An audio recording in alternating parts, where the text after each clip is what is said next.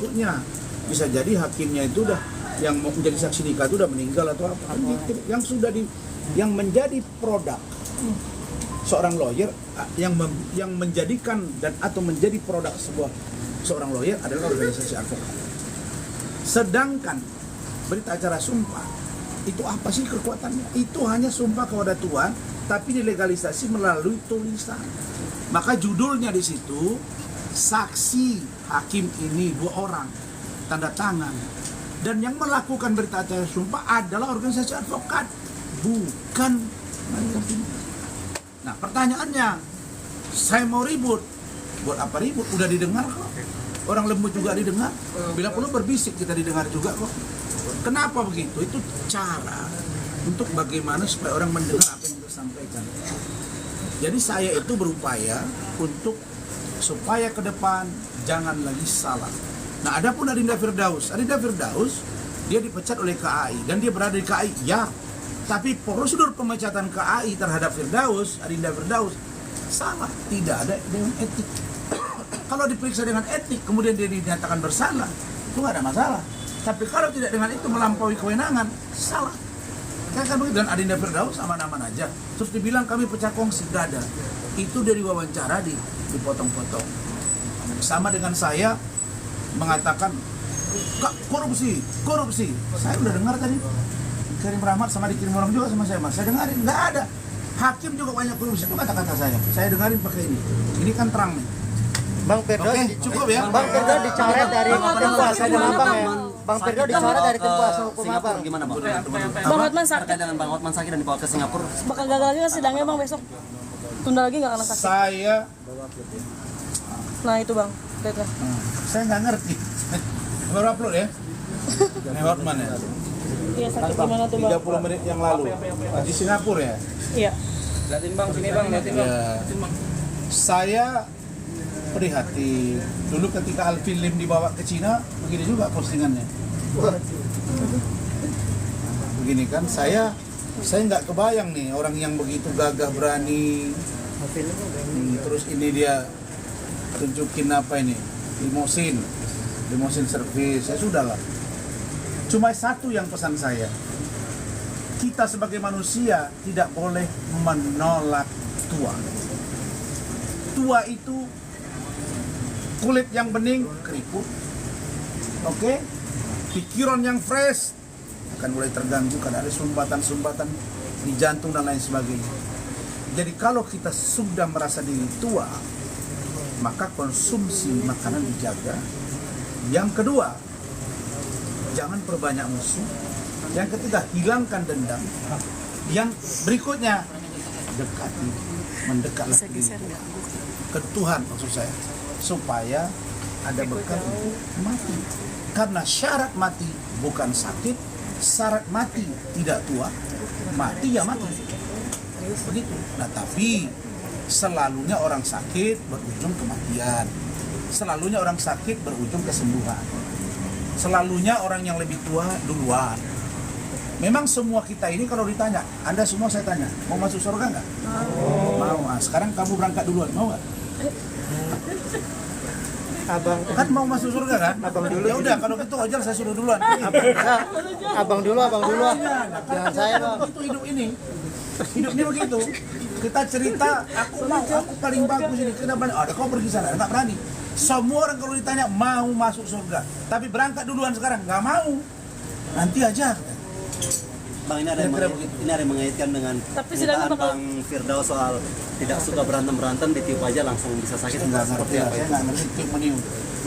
Tapi Saya kalau nggak tahu, saya nggak ngerti tiup meniup. Saya ini orang biasa, saya siapalah. Cuma barangkali pertanyaan Rahman terlalu kencang, pertanyaan Pak Lecu terlalu kencang, pertanyaan yang lain terlalu kencang, sehingga mungkin menimbulkan ya ada semacam pressure terhadap dia. Tapi saya dan tim ya prihatin, kami berharap dia sehat. Ini kita sidang hari Kamis. Iya takut. Besok Selasa. Takut khawatir. Saya sudah beritahu ke ketua tim untuk menghubungi pihak kejaksaan. Kalau memang beliau sakit ya jangan dipaksakan sidang kan. Nanti tiba-tiba lagi saya tanya, Misalnya nih, nauzubillah min zalik, jatuh pula dia jadi persoalan ke saya kan. Ini sekarang udah banyak nih, katanya di situ ada serangan langit, serangan macam, nggak ngerti saya. Serangan langit, serangan darat, serangan udara, air, nggak ngerti saya. Jadi mungkin Tuhan sedang meminta dia istirahat. Udahlah, Tuhan tegur, man, kau istirahat dulu. Ada yang menarik bahasa Pak Luhut Binsar Panjaitan ketika beliau berangkat berobat ke Singapura. Ya, selama ini Pak Luhut ini orangnya kerja dengan jabatan yang banyak masa Pak Jokowi. Satu kalimat istrinya, langsung dia diam dan nurut. Papi, dengarin dulu dirimu. Dengarin dulu dirimu.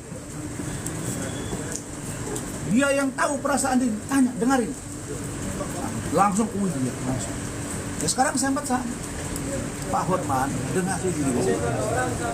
Ingat pasang 3 ring di jantung. Ingat gula darah. Ingat fisik. Ingat HB yang turun. Ingat tensi yang sampai 40. Ya sudah, kalau udah begitu kondisi fisik, jangan berantem lagi. Karena kalau penyakit datang sekali, bisa 2 kali. Kalau orang udah pernah kena stroke, maka mendekati dan selalunya 2 kali. Kalau udah pernah drop, selalu bisa drop. Kalau tidak dirubah pola hidup. Contohnya jangan berantem lagi sama Rasman. Jangan berantem lagi sama Firdaus, sama kawan-kawan. Masa sudah anak saya lagi urus private jet. Saya mau berobat, HB saya 9, tensi 90/40. Anak saya dokter loh. Paham saya, ini bidan Bu Ade. Terus ada catatan rekam medik misalnya. Masih posisi napas kurang baik tuh. Masih ngomong lagi dikit. Saya akan ada di sana. Kita akan bertemu. Masih ada. Dalam hati saya, ya Allah. Kenapa ya? Kami tak pernah pikirkan Bapak untuk jahat, Pak Hotman. Dengarkan dirimu. Dengarkan hatimu. Dengarkan istrimu. Mukamu sudah pucat kemarin. Kertas jatuh di kiri, jatuh di depan, jatuh di kanan. Udahlah itu. Maka saya katakan, di balik usaha manusia dan kesombongan manusia, kalau Allah tegur dan permalukan, sebentar dipermalukan. Itu poin. Kata Allah, makhluk yang paling mulia saya ciptakan adalah manusia. Makhluk aku, kata Allah, yang aku ciptakan adalah manusia. Lebih mulia daripada malaikat.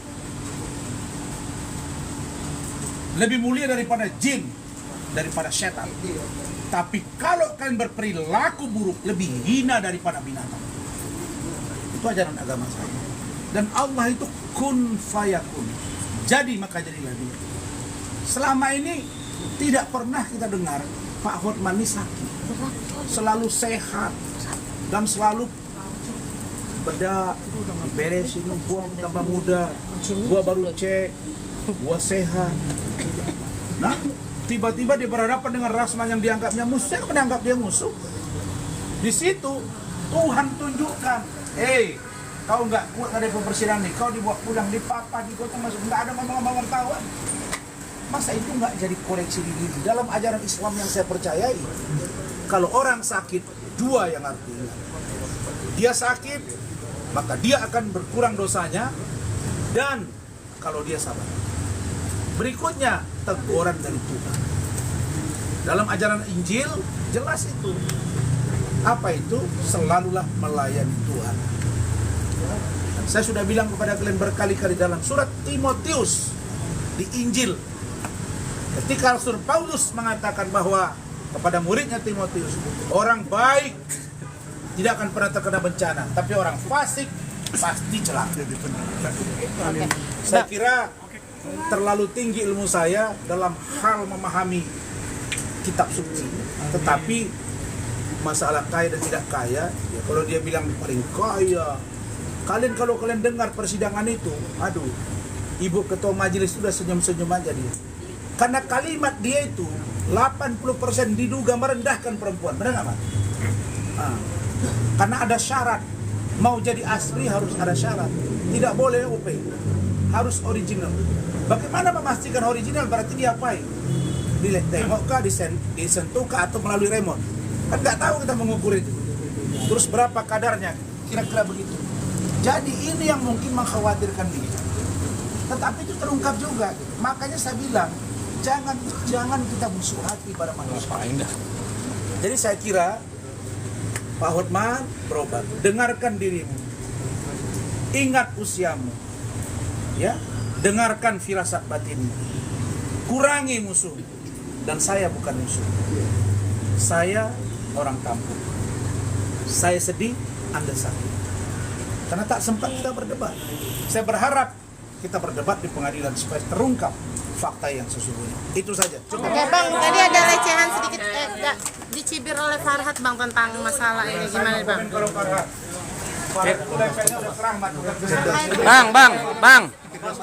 Bang, yang terkait Bang. Di sidang tentang soal harta kekayaan bersama Hotman mungkin seperti apa Bang tanggapannya? Ya lebih kaya dia lah dari saya. Kan dia sudah beracara MMC 40 turun tahun, dikit. saya Cilet. kan baru 10 tahun.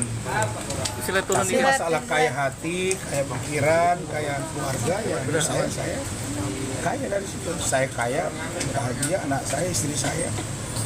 Jarang kan orang itu Bella Luna kalau saya telepon, ya bisa jadi dia datang juga dampingi saya. Tapi dia lagi sibuk urusan dia, kita baik-baik aja. Anak saya juga nggak ada masalah, kita baik-baik aja. Saya akan membanggakan yang saya punya. Istrimu, kau punya itu kan anakmu. Jangan banggakan aspri, bukan milik kau itu. Milikmu yang boleh kau beritahu, ini milik aku gitu. Bang, EP Loli kapan Bang aborsi? Apa? EP tentang Loli aborsi kapan? Oh, nanti saya kabar. Saya kabar. Ya. Bang,